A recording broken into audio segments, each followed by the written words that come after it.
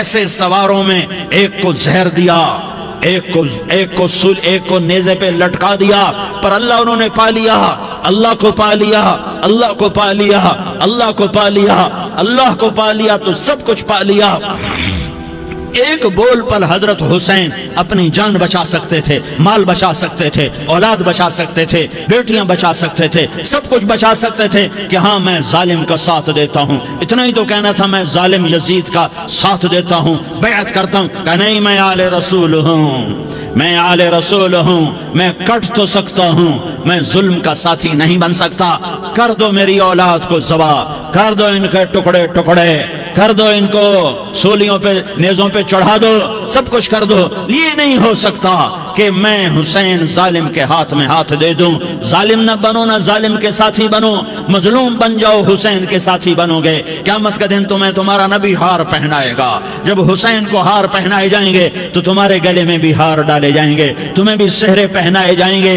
ہاں تمہارے لیے بھی میرا نبی اپنے ہاتھوں سے حوض کوثر تمہیں پلائے گا۔ تھوڑی دیر کا موت تک کا صبر کر جاؤ، جیسے حسین صبر کر گئے، کٹ گئے، کٹا ہوا سر نیزے پہ چڑھایا گیا۔ اے ہائے، بیٹیوں کو خیموں سے گھسیٹا گیا۔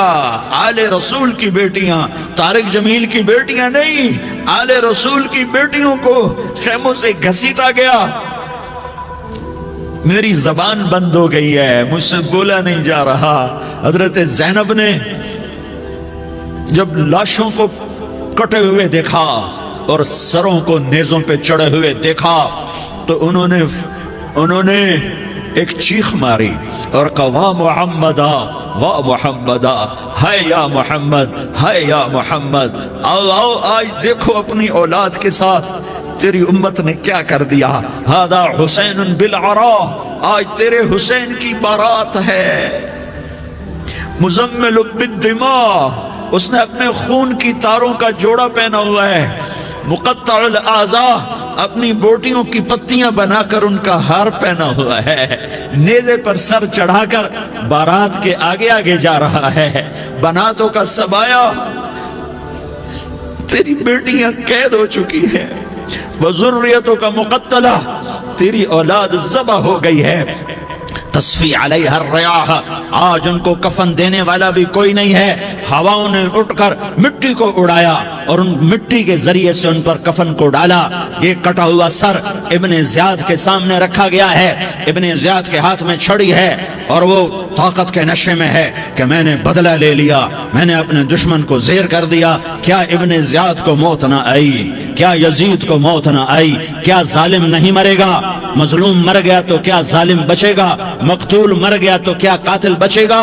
نہیں نہیں نہیں، میرا اللہ زندہ سلامت قائم دائم فیصلے کے لیے آنے والا ہے۔ حسین کا کٹا ہوا سر ابن زیاد کے سامنے آیا، اس کے ہاتھ میں چھڑی تھی، اس نے منہ پہ چھڑی ماری، یہاں ہونٹوں پہ آ کے لگی، پھر ماری، کہنے لگا میں نے ایسا حسن آج تک نہیں دیکھا، ایسا حسن آج تک نہیں دیکھا، پھر چھڑی ماری تو حضرت انس کھڑے ہو کر کہنے لگے بدبخت، یہ چھڑی ان ہونٹوں سے ہٹا۔ میں نے ان ہونٹوں پہ اللہ کے نبی کے ہونٹوں کو لگتے دیکھا ہوا ہے۔